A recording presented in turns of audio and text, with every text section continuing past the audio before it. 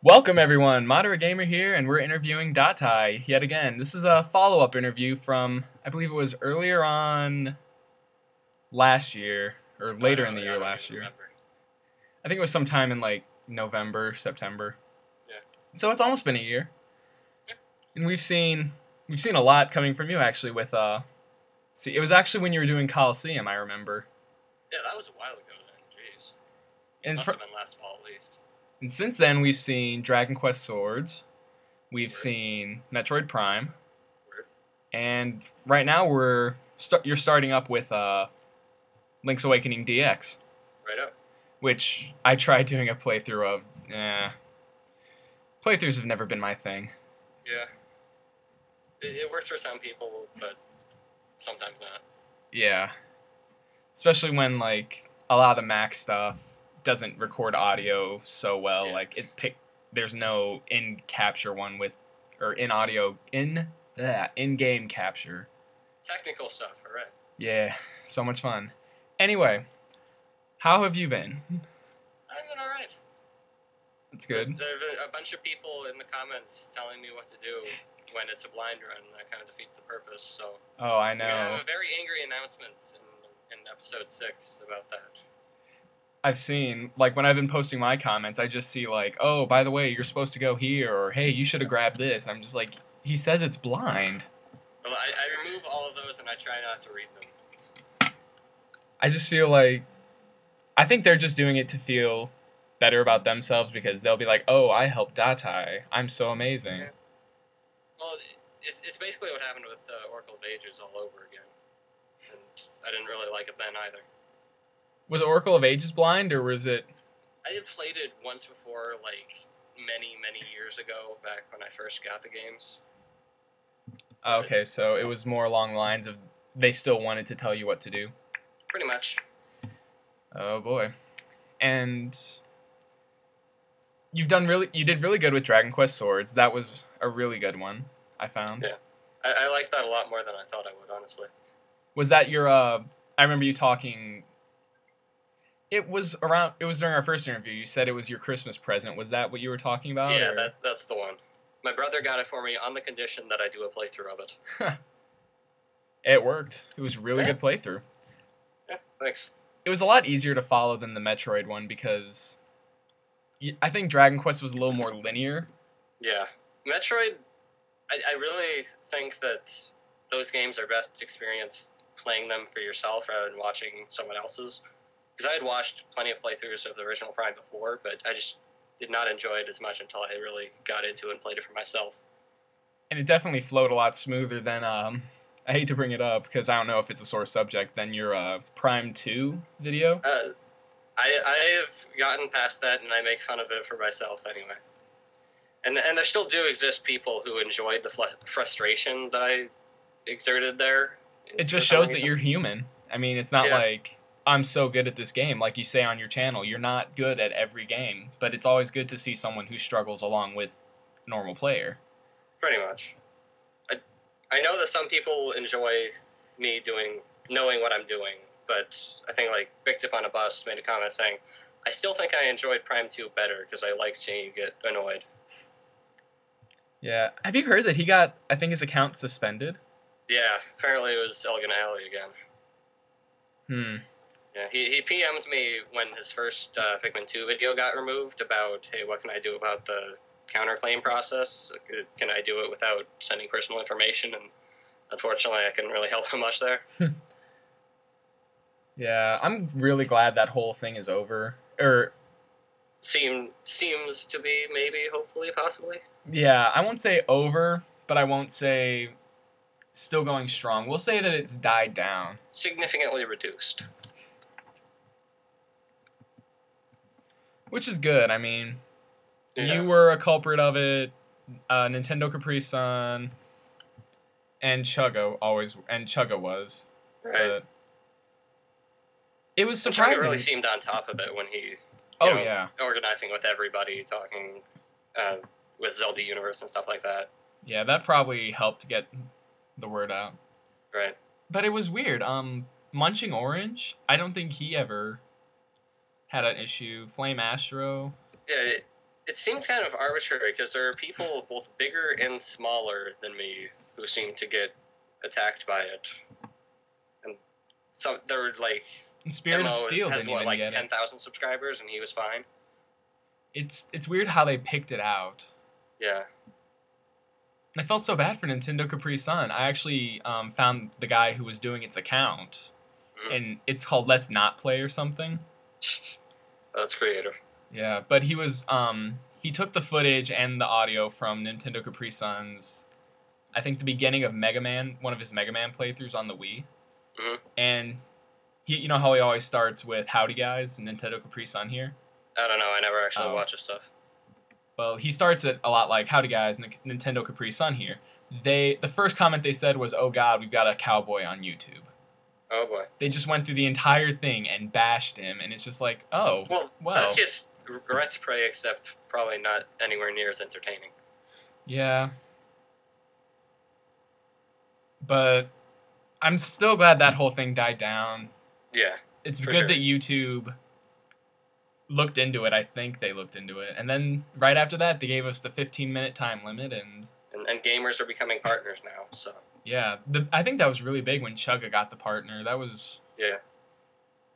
I think that was one of the first ones I'd ever heard of that actually got a partner. I think him and, like, Josh Jepson or something were some of the first. Yeah. Which is good, I mean. Yeah. He's affiliated himself, too, with, like, Zelda Wiki, or Zelda Universe, the Super Mario Wiki, all those good things. So, you have Link's Awakening. You said it's a 100% run? Collecting all the heart pieces and shells. I might try to go to all the photos if that's possible, and it's possible to go back and get some that I might have missed. But that's not really included in 100%, I don't think. And you had also... Was it at the end of Metroid Prime that you mentioned that you're going to be doing Corruption? Yeah, Corruption is going to be April 20th, 2011, to keep with my yearly Metroid thing. It's pretty awesome. I can just imagine. I think Corruption was actually the first Metroid I ever played, because it was on Wii. Yeah. I went out and rented it, and I loved it. And then recently I actually got the trilogy of them, which so much fun. Yeah. Like, honestly, Corruption is one of the less Metroid games, but I know that might actually work to my benefit in terms of getting people interested. Yeah. You add in all the hunters and the actual you get to go in your ship, which I kind of liked. Yeah, as minor as it was. I can't remember though, was there actually a single real Metroid in anything past Prime? Prime 2 had a couple Metroids in, like, Aegon, and then Dark Corrupted Mutated Metroids in Dark Temple Grounds.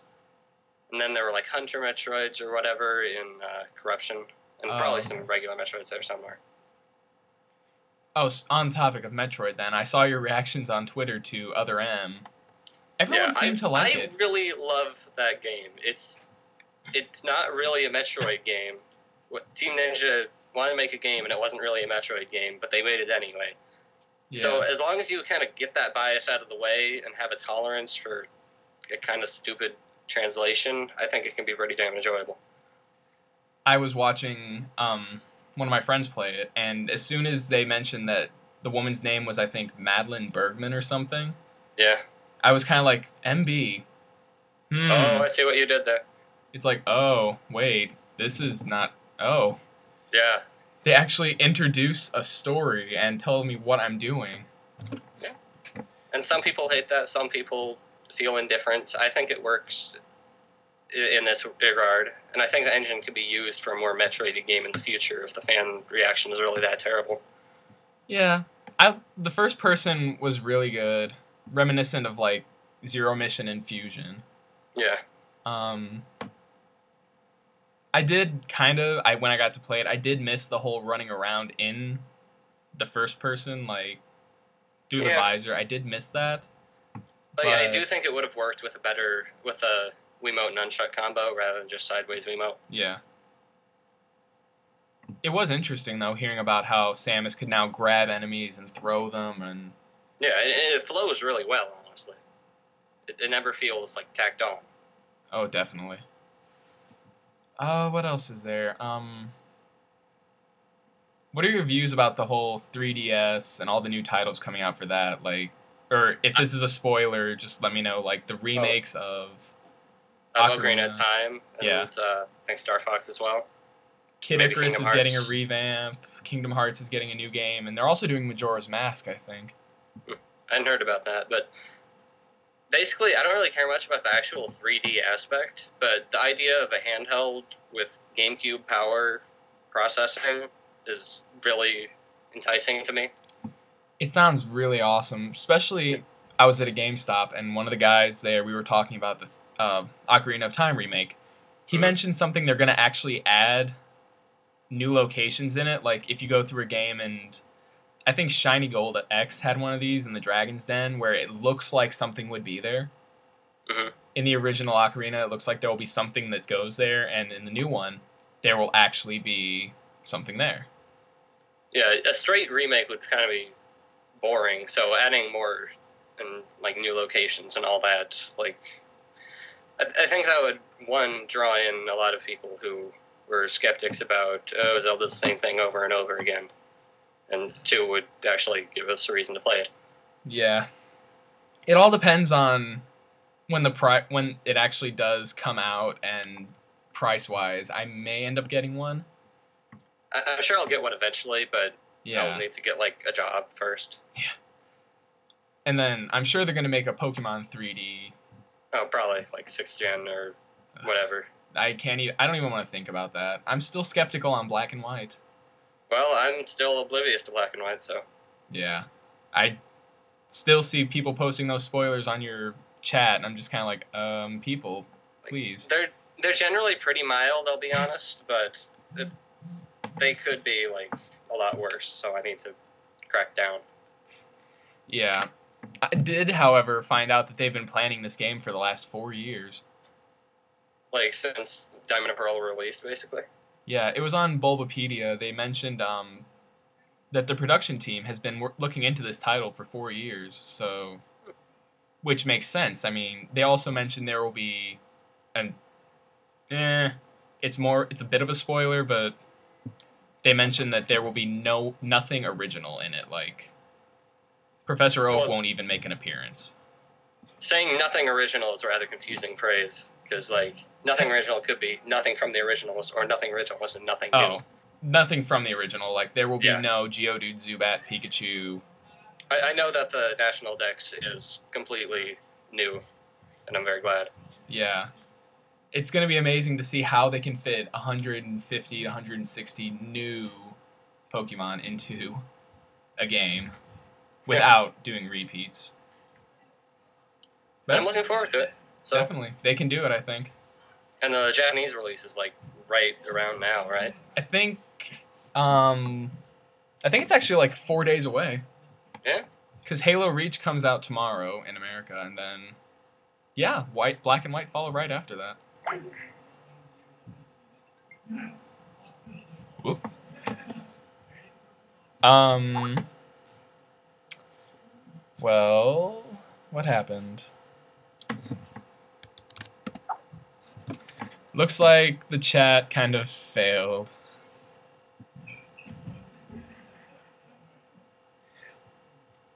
This looks like a perfect place to take our break for a minute. We'll come back in with part 2 in just a sec.